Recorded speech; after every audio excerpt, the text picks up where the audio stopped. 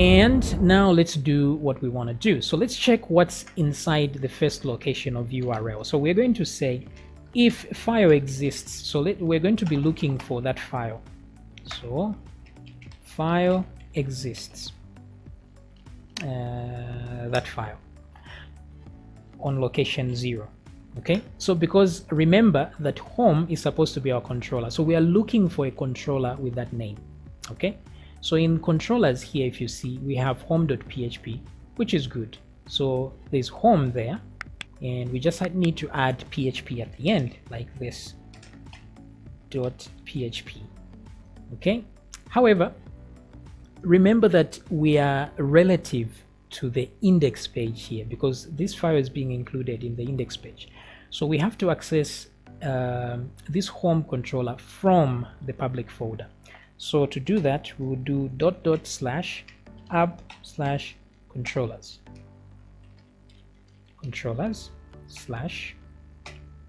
like that.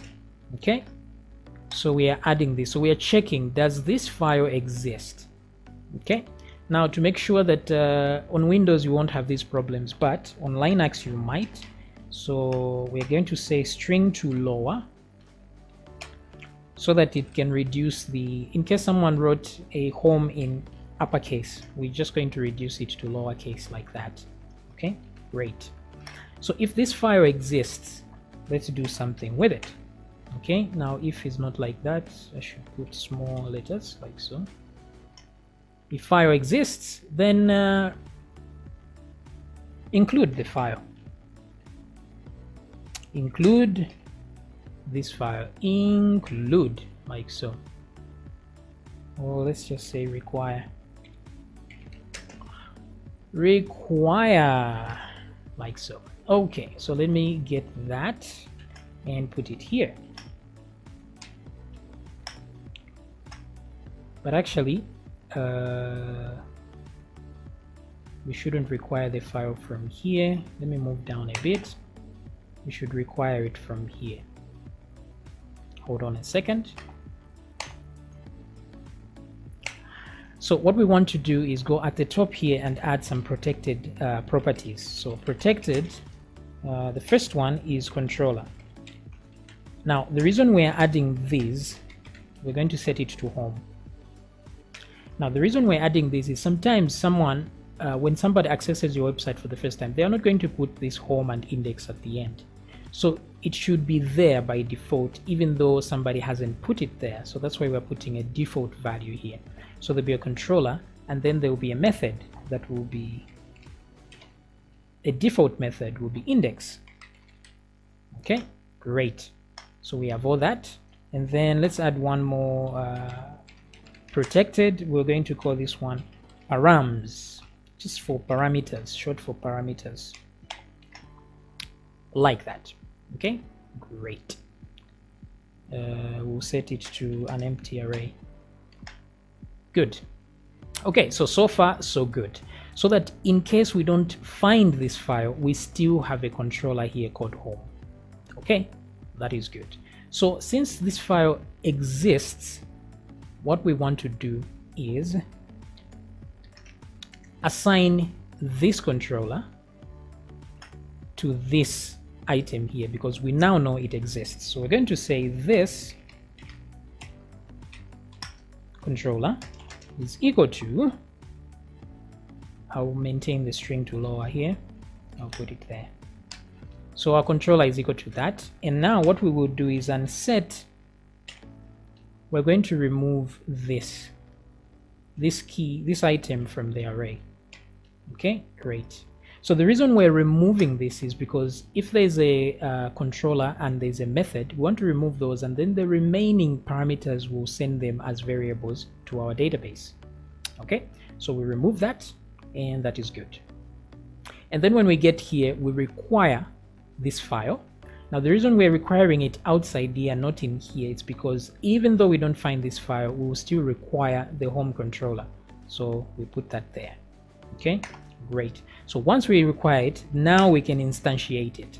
So we can say this controller, put it here, is equal to new this controller. So this is the same as saying A is equal to new app, something like this. This is exactly the same as this, only that we are saying this controller, whatever is in here. So in this case, it's home. Okay, home is equal to new home. Now, because home is going to be a function, a class inside the home controller, so it will be there. That's why we are calling it. Okay, because in here, all controllers are actually classes. So like in this home controller, PHP like this, we're going to have a class called home. Okay, like this. So now that we are calling this controller, we're going to instantiate it and say class home is equal to new home, which is exactly what we are doing here. We are calling it and creating a new one. Okay, so this is great. So let me remove this. This was just an example. And then we're going to check inside this class to see if there's a method called index by default, because that's what we have by default. We have the default method called index. So each class controller should have a function called index at least. So function index like that. Okay. So this should always be there when you create a controller, so that it's there by default, and you don't have to, you won't get an error in case it's not found there. Okay. So now the first thing we do is we check if the supplied, this one that the user has supplied method actually exists. If it doesn't, then we will run this one. So since we only have one here, so anything else that the user writes will not exist unless we create those functions, but we will check anyway. So let's go down here and check and say if is set. So first let's check if it the URL location 1 is set. Now if it is, we're going to check if method exists.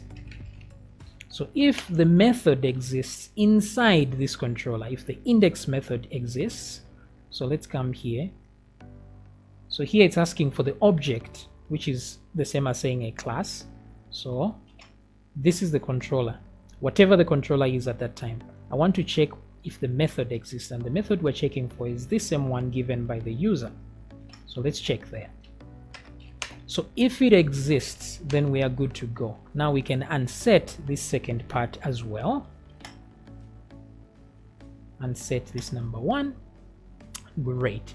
So if it exists, what else do we do here?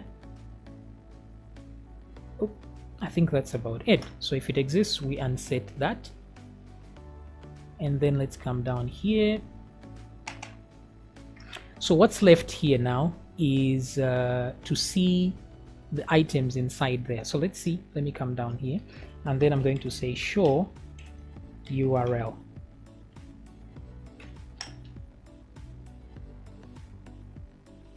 So let me come back here. So as you can see here, there's home, there's index, and there's product. Now since home is there as a controller and index is there as a method, all these will be unset. So we'll only find this one here. So if I refresh, oops, undefined variable controller on line 17. So let's go and see what we've done wrong. What sin have we done? Oh, sorry, you're not supposed to use the, once you use the $ here, you don't use it here. Sorry, my bad. So same thing here, same thing there, same thing there. Oops, sorry. Okay, so let's come back here and refresh. Undefined index offset 0 on line 21. So let's go to 21. Okay, so since we unset this one here, we can't expect to find it here, right? So since we've unset this, let's use this because that's where we've set it to. So let me put this one here instead. Great. So let's come back here. Okay, good. Call to undefined function show. Show URL. Oh, the reason why this function is undefined is because functions, this one, this is where the function is not added to the initialize part here. So I should add functions here as well, like so, and close that. So every time you add a file in here, you have to add it in here. So great. So let's come back here and refresh the page. Require failed to open stream, no such functions, or functions.php. So what's wrong with this function? Oh, this one is named function. Rename it to functions. There we go. That should work now. Great. So everything is working fine because now we are left with product only, even though we have that and that. It means both of these were found.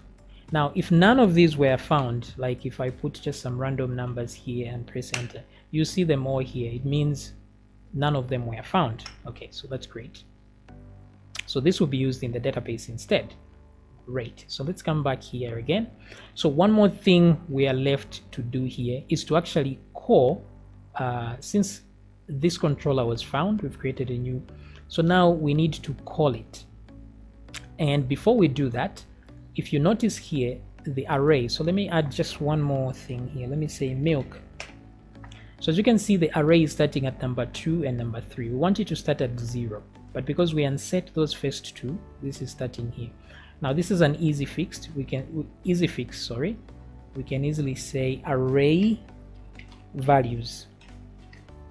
So what array values does is that it creates a new array and puts the values in there without the keys, so which essentially resets the keys. So as you can see, we're back to 0, 1, which is good. So now we can just set this to params and say this params is equal to that. So params here is this one, which was the empty array, but now we are assigning it to this array here. So good. And the last thing we need to do now is to actually call this method. Okay, call the method. Oh, sorry, here we have to assign this method here. Okay, we have to assign it here. So if we found that the method provided by the user exists, then we replace this index1 with the one that the user has supplied. So to do that is easy. We'll say this method instead of controller. We'll say this method is equal to that. Great. Then we unset it here. Okay, so everything so far is good. Now the only remaining thing is to run this. So now that we've instantiated this class, we want to run it. Okay, because it has been found. So we'll run this class and this method. Okay, whatever method was found at that time. So to do that, there is a function called call user func array, like so. So params is an array that is required. So of course we're going to use this params, and then we're going to supply here an array like this. So this is an empty array. That's how you make an empty array. But we want to use the controller, whatever controller was provided, comma, whatever method was provided there. So if this looks very complicated for you, don't worry, because you only do this thing once. Once you do this one time, you don't need to touch this app.php ever again.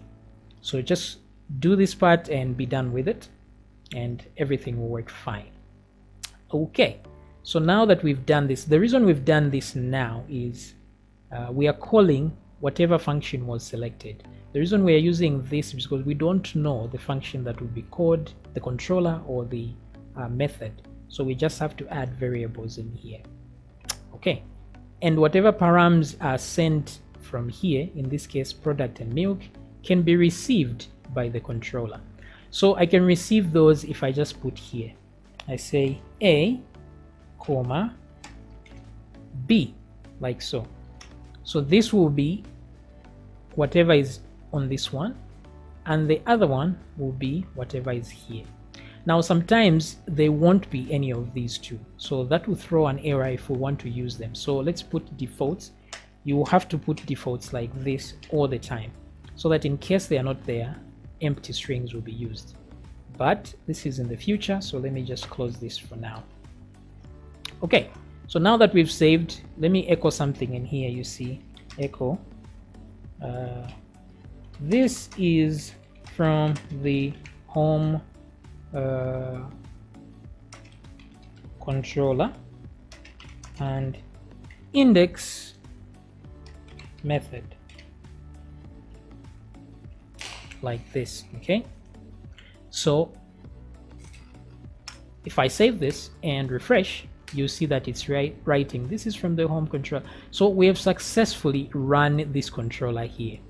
Now the advantage of this is that if I add another function here, for example, this one is called let's say this one is called paper, anything, just this is from the home controller paper method. Okay, so these are two functions in here in the home controller.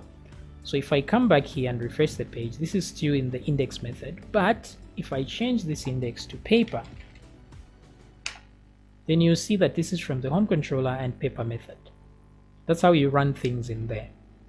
Okay, so if none of these is found, it's just returned as variables. So we can see that by right here on paper.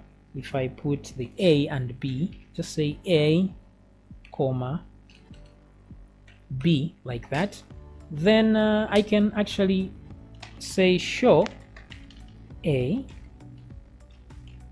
duplicate this and show B, to show that those values are actually sent here by this caller user func array. That's what sends them here. So let me refresh and you see them, product milk.